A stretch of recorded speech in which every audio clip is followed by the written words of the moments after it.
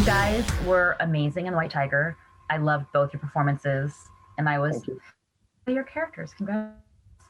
So, Thank speaking you. of those characters, Pinky and Balram start off at very different ends of not only a societal spectrum, but also a cultural one. So, how do they view each other's worlds when they first meet? Good question. You want to start, Adarsh? Yeah, sure.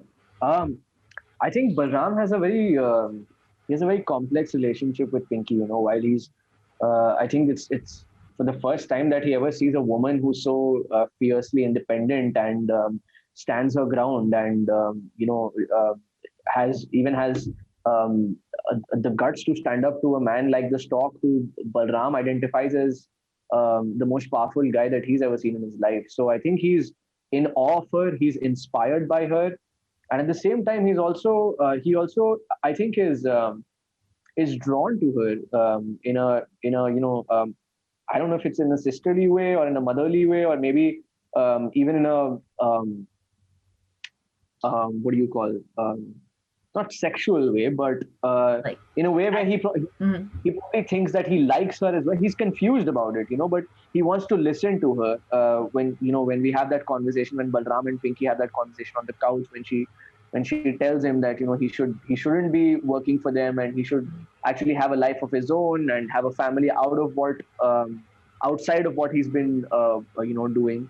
I think he actually wants to listen to her, and I think he realizes that Pinky is the only person who genuinely cares about him and wants him to have a life of his own. Because even though he has immense respect for Ashok and treats him as a god, but I don't think Ashok ever had that conversation with him. So when Pinky has that conversation with him, I think that's a turning point in Balram's life, and it really opens up his eyes. So yeah, I think they share a very complex relationship.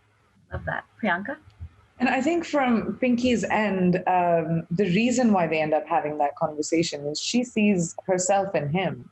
She sees that, she moved to America when she was really young, and, her parents work at a bodega, and she's seen her mom go back and work after being shot at. And, she's like, my parents were selling porn and pan, and I got out of that. And you need to get out of the circumstances that you're born into. She feels very strongly about the fact that, if she can do it, why can't he? And I think that was the relationship between the two of them. She treats him like a person because she wanted to be treated like a person. And I think that, and she reached a point, she's angry and feisty because she had to fight really hard, like most women do, in the world, to find her place under the sun. And she wants to inspire him to find that sort of gumption to, find his own feet. And I love their relationship. I love that it's so unsaid, but it's so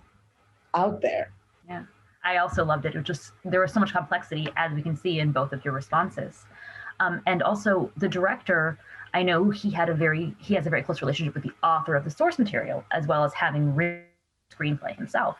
So how does that help both of you connect more with your characters or understand your journeys when you're on set?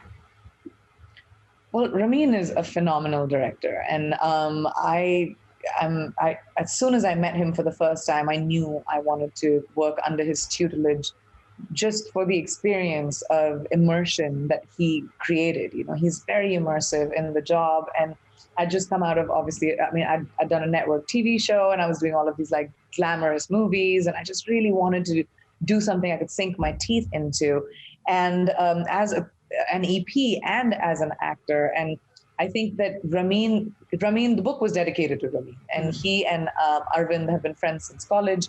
And so he knows the material. He had read manuscripts before the book even came out. So he has access to characteristics or depth in the material that none of us could have possibly had. So he was like our fearless leader, and we just kind of followed him. Adarsh obviously spent a lot more time with Ramin before the movie as well, and he can speak to that experience. But to me, I was in fandom.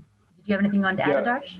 Yeah, absolutely what Priyanka said. He just knew so much about the story than any one of us when we joined the film. And in spite of that, just the amount of freedom that we got as artists to explore our character. Even till the day we were shooting for a scene, Ramin would never decide what he wanted from a scene, or he would never tell us, okay, this is what the film, this is what the scene should look like.